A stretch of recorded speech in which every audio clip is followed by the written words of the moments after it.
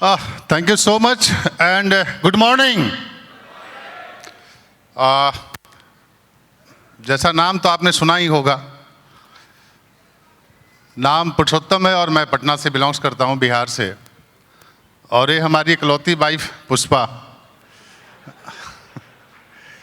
वो भैया थोड़ा सा ड्यूटी जाने के बाद ना वो कुछ चेंज वेंज हो गया, आपने देखा होगा। मैंने हेयर कट वो हाँ फैशन में आ गया। वो भैया इतना सा का वो 850 रुपया लिया था, हाँ वो काला को लाल करने में। तो खैर, तो आज हमारी टॉपिक है, वो टॉपिक है एक अपलाइन और डाउनलाइन के बीच में अगर एक सिंक्रोनाइजेशन रहे, अगर हमारी एक कॉम्बिनेशन अच्छी रहे तो बिजनेस कितना बड़ा हो सकता है। इसका जीता जाता एग्जाम्पल हम हैं, क्योंकि पहले मैं जिस बिजनेस में था वहाँ पर हमारी अप्लायंस ही नहीं पड़ती थी। तो एक बहुत अगले 20 मिनट तक हम लोग ज़रूर बात करेंगे। लेकिन भैया यहाँ पर तो एक बात का ज़रूर हम यहाँ पर ये कर दे रहे हैं, ये आपसे माफ़ी भी मांग ले रहे हैं कि हमसे ज़्यादा सीडी ये सुनती है। हाँ वो दिख रहा है, क्योंकि वो जब भी किचन मैंने सुबह किचन में जाती है, मोबाइल ऑन कर देती है और सिर्फ आपका सीडी लग के रोटी बनते रहता है और सीडी चलते रहता है। तो अड़ोस पड़ोस वाले आते हैं, बोलते हैं ये कौन महात्मा का सुनते रहती हो। तो ये बोलती है कि ये वो महात्मा है जिनसे करोड़पति हम लोग बने हैं। तो ऐसी है। और थैंक यू सो मच, क्योंकि घर में अगर एक अच्छा माहौल नहीं रहेगा तो आप बिजनेस को बड़ा नहीं कर पाएंगे। और ये चीज़ एक कॉर्पोरेशन का बिजनेस है। तो हम इस टॉपिक पर आते हैं कि एक अपलाइन और डाउनलाइन का एक सवाल है मेरा आपसे कि यहाँ पर ऐसे कितने लोग हैं जो किसी न किसी का अपलाइन है। Okay, thank you so much. और कितने ऐसे लोग हैं जो किसी न किसी का डाउनलाइन है? सब है। तो अब एक बात बताइए, अपलाइन बुरा या डाउनलाइन बुरा? दोनों बढ़िया है। ओके, तो अपलाइन और डाउनलाइन दोनों अगर बढ़िया है तो बिजनेस ग्रोथ में जाएगा, और अगर दोनों के बीच में रिलेशनशिप अच्छी नहीं है तो बिजनेस डिग्रोथ में जाएगा। राइट। हम एक चीज आपसे बताते हैं कि ये अपलाइन और डाउनलाइन का अगर हम सिंक्रोनाइजेशन की बात करें तो एक चीज मेरे मन में आता है। और जब मैं भैया से मिला था तो मैं फर्स्ट डे, मैंने कल भी इस बात को रिपीट किया और आज भी बोल रहा हूं कि मुझे फर्स्ट डे मैंने भारत सर को यही बात बोला था कि सर मेरा एक अपलाइन चाहिए, मुझे एक अच्छी अपलाइन चाहिए, क्योंकि मेरा पिछले बिजनेस में जो 15 साल से हम कर रहे थे उसमें हमारा अपलाइन मर गया। क्यों? क्योंकि वो जो एक्सपेक्टेशन लेके हम आए थे वो एक्सपेक्टेशन पूरा ही नहीं हो रहा था। धीरे धीरे माइनस में चले गए, 14 लाख रुपए माइनस में चले गए। और इस बिजनेस में एक अच्छी सोच की लीडरशिप अगर मिल जाती है ना तो वो लाखों लोग की जिंदगी बदल सकती है, लेकिन अगर उसकी सोच गलत हो जाए तो वो हजारों की जिंदगी बर्बाद कर देता है। मैंने जब भैया से मिला तो हमने एक ही चीज सोचा कि हमें हमारे जिंदगी में क्या चाहिए था। क्या प्रोडक्ट चाहिए थे? नहीं। क्या मुझे कंपनी चाहिए था? नहीं। जो जिस कंपनी में था वो वहां का राजा है, मैं भी राजा था, लेकिन मुझे एक अच्छी एसोसिएशन की जरूरत थी जहां से हमारी बदलाव आता। तो मैंने अपने आप को जीरो किया और फिर आगे बढ़ा। जस्ट लाइक हम यहां से एक बात बोल रहे कि अगर एक अपलाइन और डाउनलाइन के बीच में संबंध के बारे में सोचना है या जानना है तो आपको राम और हनुमान को देखना पड़ेगा। लक्ष्य किसका बड़ा था? लक्ष्य राम का बड़ा था। उसे पूरे चीजों को छुड़ाना था, उसे जीतना था, वो राक्षसों का नरसंहार करना था। लेकिन उसका साथ क्या बिना हनुमान के साथ मिले वो राम का लक्ष्य पूरा हो पाता क्या? डेफिनेटली नहीं।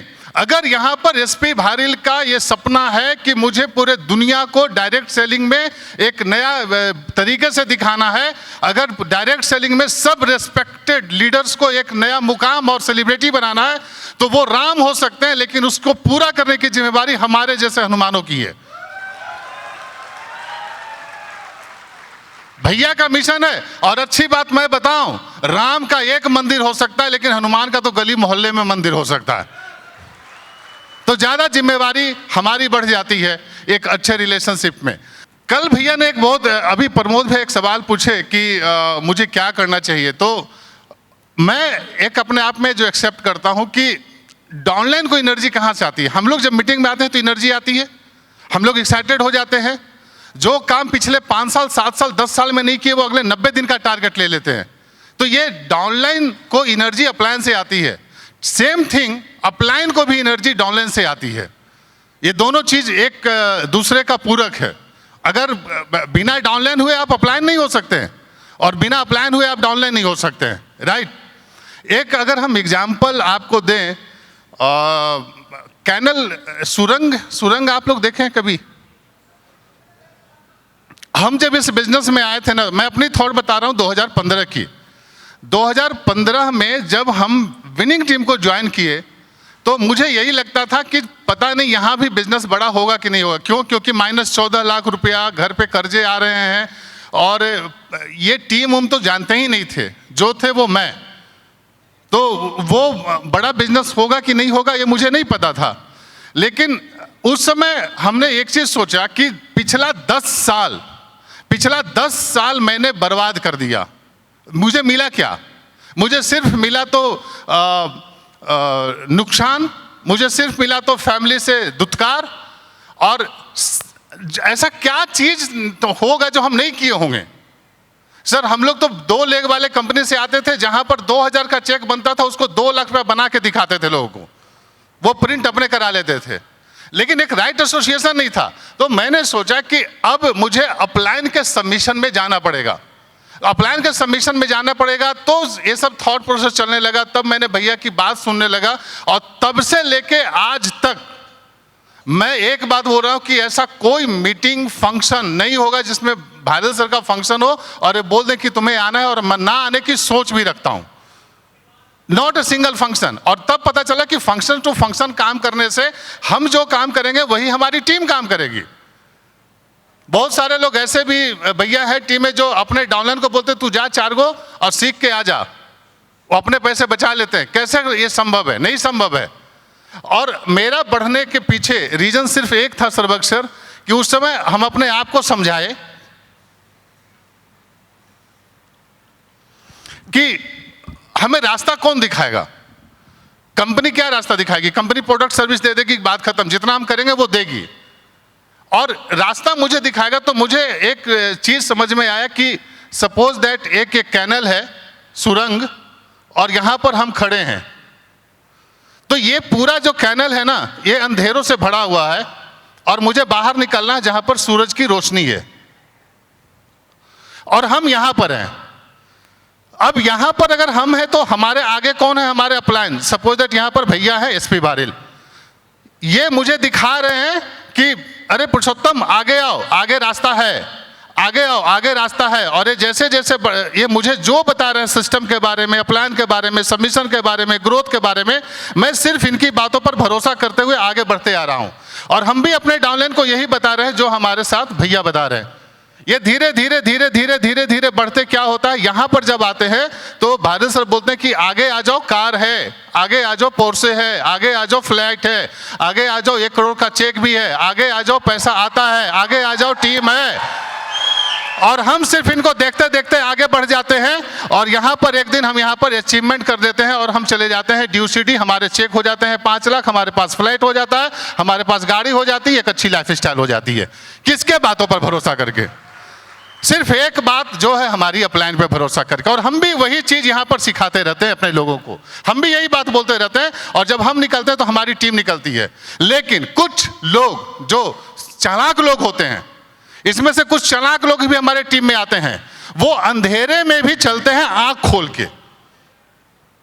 नहीं समझे? अंधेरे में भी चलते हैं आंख खोल के। क्या फायदा? कोई फायदा है क्या?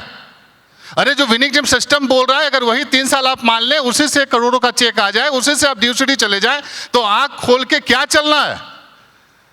अब अगर अंधेरे में आप आंख खोल के चले, चाहे बंद करके चले, अंधेरे में आप आंख खोल के चले चाहे बंद करके चले, अगर सांप बिच्छे काटने होंगे तो भी काटेंगे। तो ज्यादा अच्छा है कि अपलाइन पे भरोसा करके आप 2-3 साल दौड़ लगा लें, और जितना जल्दी इस अंधेरे को पार कर लें, आपके लाइफ में उजाला ही उजाला है। मैंने उस समय सोचा सर्वक सर कि अपलाइन पर कैसे भरोसा करूं, क्या भरोसा करूं। तो किसी ने मैंने पढ़ा था कि आप एक अपलाइन पर अंधे की तरह भरोसा करिए, लेकिन अंधे अपलाइन पर भरोसा मत करिए। हमारे साथ अपलाइन, अब अंधे अपलाइन कौन है?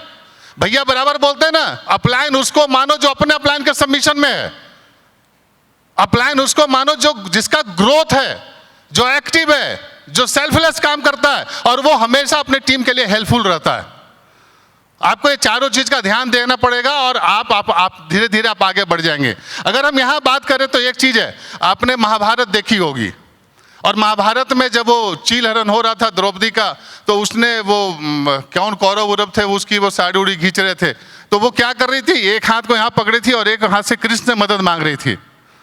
भैया कहीं गलत होंगे तो बता दीजिएगा, ये तो आप लोग से सीखते सीखते कुछ बोलना सीख गए।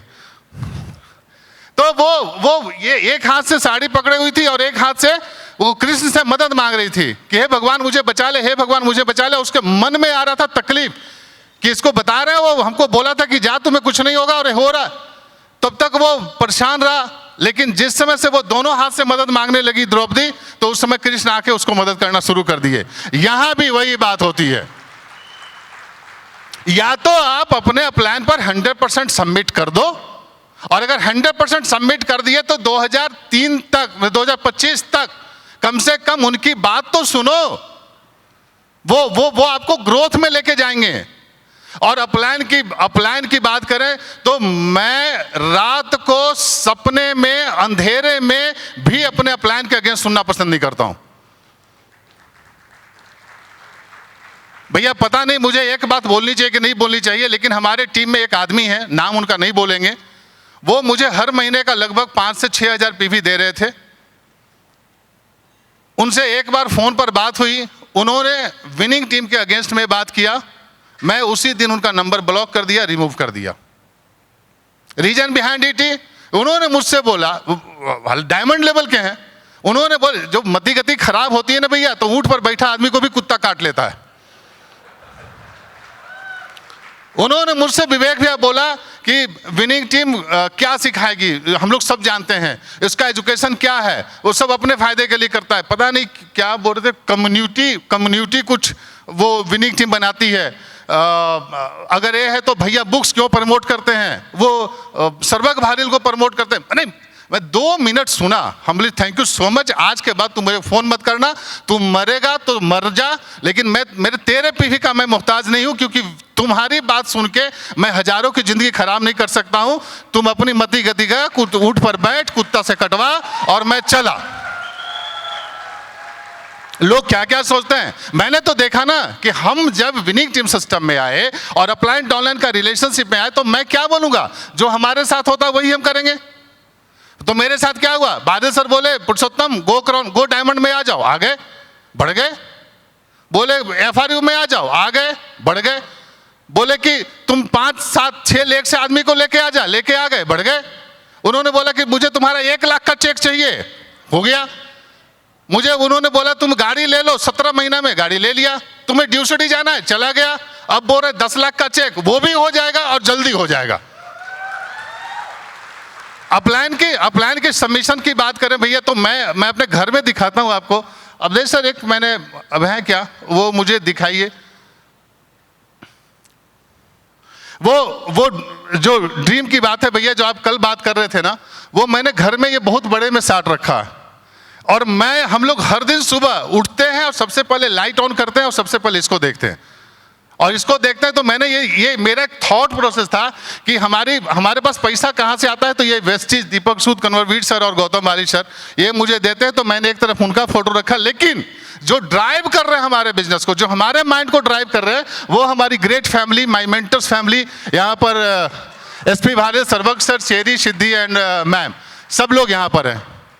मैंने अपना खुद टारगेट सेट किया था भैया कि 2025 तक मुझे यहाँ तक जाना है। तो मैंने लिखा था कि 1 मई 2022 को 10 लाख इनकम चाहिए। अप्रैल है, मतलब इसी महीना से अगले महीना तक जाते जाते मुझे करना, इसलिए मैं दिन रात मेहनत कर रहा हूँ। महीने का 27 दिन हमारी मीटिंग्स फिक्स हो रही है अभी, 27 डेज एकदम नॉन स्टॉप। 2023 को जब मिलेंगे तो 25 लाख का चेक, 24 में मिलेंगे तो 50 लाख का चेक, और 25 में जब बात कर रहे होंगे हम लोग, तो मेरा महीने का इनकम होगा 1 करोड़ रुपया पर मंथ। ये मैंने अभी टारगेट बनाया है, जब ड्यू सिटी गए थे तो भैया मैंने यहाँ लिखा था भैया कि डोनेशन हमें करना है 5% सोसाइटी को, 10 टॉप 10 इनकम टैक्स पेयर मुझे बनना है Bihar as well as India. ये मेरा अभी हाल का थी है। तो अब टीम साथ भी बनानी पड़ेगी, डाउनलाइन को भी खड़ा करना पड़ेगा, क्योंकि मेरे पास होप सिर्फ एक है, ये मेंटर्स हमारी फैमिली, क्योंकि यहां तक ले जाने की जिम्मेवारी सिर्फ इनकी है, हमें सिर्फ काम करना है। तो मैंने यहां लिखा था भैया कि टीम साइज मुझे 11 लाख का बनाना है, जिसमें 100 ड्यूसीडी होंगे, 100 डीसीडी होंगे, 100 यूसीडी होंगे। और हमने अपने अगल बगल में भी उन्हीं लोग को रखा है जो हमारा टीम है, जो हमारा वो चक्र होता है ना, जो हमारे एसोसिएशन होता है ना, वही मुझे दिखते रहे। और तब मैंने लास्ट में एक बात लिखा कि जिंदगी में अगर मान लिया तो हार है और ठान लिया तो जीत है। तो ये एक अपलाइन और डाउनलाइन की एक रिलेशनशिप की हम बात करते हैं। हम सिर्फ एक ही बात बोल रहे हैं कि अगर आपको इस दुनिया में बहुत बड़ा करना है और विनिंग टीम सिस्टम को अगर लेके जाना है 2025 में नंबर 1, तो हम सबको हनुमान बनना पड़ेगा और भैया को राम बना के छोड़ दें। और डेफिनेटली हम लोग एक बड़ा टारगेट को हिट करेंगे। रिलेशनशिप एकदम अच्छा होना चाहिए। अगर डाउनलाइन अगर थोड़ा गड़बड़ सड़बड़ कर रहा है या अपलाइन गड़बड़ सड़बड़ कर रहा है, तो मैं तो मानता हूं कि 2 कप कॉफी पर बैठ जाइए अपने सामने, सर आपका ये चीज अच्छा नहीं लग रहा, मुझे ये चीज अच्छा नहीं लग रहा, और अच्छा होने के लिए क्या अच्छा करना पड़ेगा वो हम सब मिलकर कर ले, तो डेफिनेटली हम लोग 90 दिन के अंदर वो एक बड़ा मिशन तैयार कर सकते हैं और वो हम लोग करके दम लेंगे। Thank you so much, love you, back to host.